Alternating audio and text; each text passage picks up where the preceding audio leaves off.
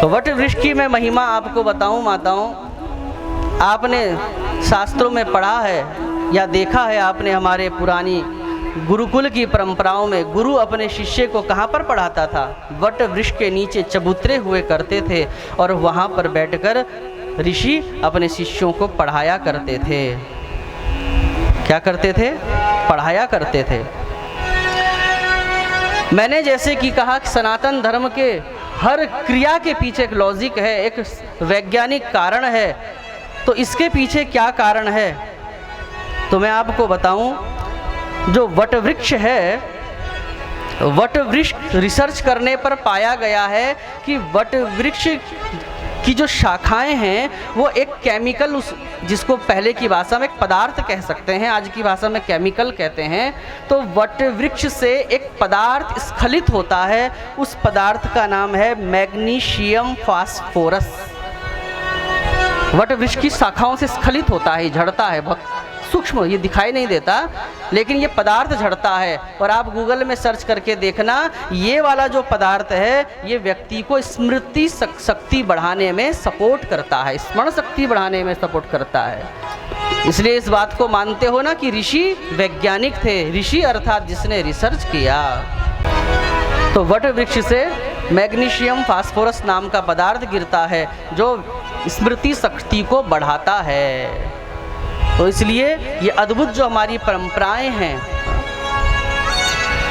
और दूसरा देखो, वट वृक्ष की बहुत बड़ी महिमा है। वट वृक्ष जो है वो 80% ऑक्सीजन छोड़ता है। कितना प्रतिशत?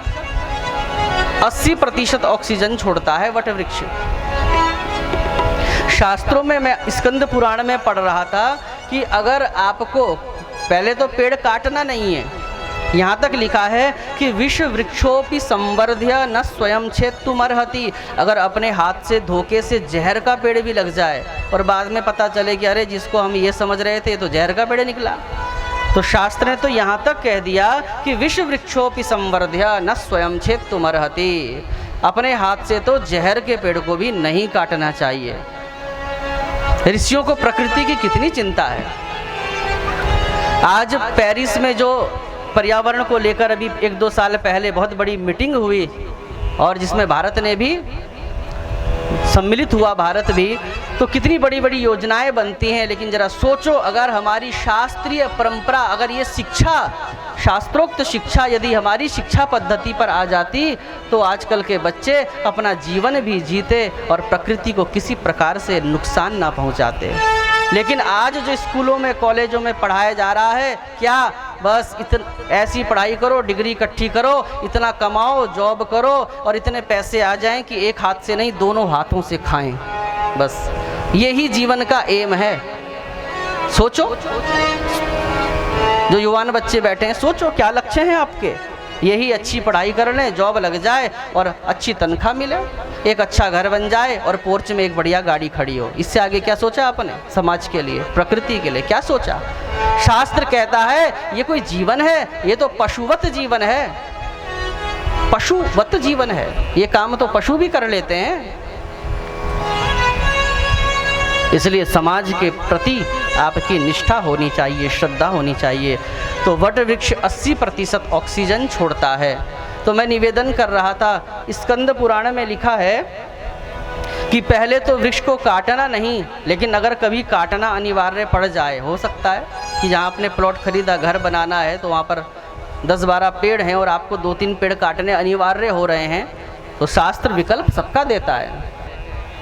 तो स्कंद पुराण कहता है, हाथ में जल लेकर संकल्प कीजिए कि जिस चीज़ का पेड़ मैं काट रहा हूँ, पहले इस चीज़ के 5 पेड़ मैं लगाऊंगा और केवल लगाऊंगा नहीं, ये भी लिखा है साथ में कि 5 साल तक उसको पालने का मैं संकल्प लेता हूँ, और तब जाकर आपको एक पेड़ काटने का अधिकार प्राप्त होता है। लेकिन लिखा है कि वट वृक्ष और पीपल का वृक्ष इतने महत्वपूर्ण हैं इस धरती पर कि अगर उनको काटना अनिवार्य पड़ रहा है तो बोले 5 से काम नहीं चलेगा, आपको 10-10 पेड़ लगाने का संकल्प लेना होगा, तब जाकर आप काट सकते हैं। लेकिन कब? जब बहुत भारी कोई संकट या बहुत अनिवार्य पड़ रहा हो, अन्यथा पीपल और वट को काटने से ये भी लिखा है वंश निर्वंश हो जाता है। और जिसकी संतानें ना हो रही हों तो और या जिसको लगता है कि हमारे पितृ की परंपरा अथवा हमारे जो संतानें हैं, संतानें होती तो हैं लेकिन संस्कारित नहीं होती, तो उस व्यक्ति को भी क्या करना चाहिए? वट वृक्ष और अश्वत्थ के वृक्ष अधिक मात्रा में लगाने चाहिए। वट वृक्ष की इतनी महिमा है कि सावित्री ने वट वृक्ष की पूजा करके, वट अमावस्या आती है ना, वट अमावस्या में वट वृक्ष की पूजा करके यमराज के मुख से अपने पति को भी खींचकर लेकर आ गई थी। ये कौन सी अमावस्या है? ज्येष्ठ की जो अमावस्या आती है इसको वट सावित्री कहते हैं। तो वट वृक्ष की पूजा का सामर्थ्य देखो, यमराज जिसके पति को लेकर चले गए वो वहाँ से अपने पति को यम के काल के गाल से भी खींचकर ले आई। प्रेम से कहिए हर हर महादेव।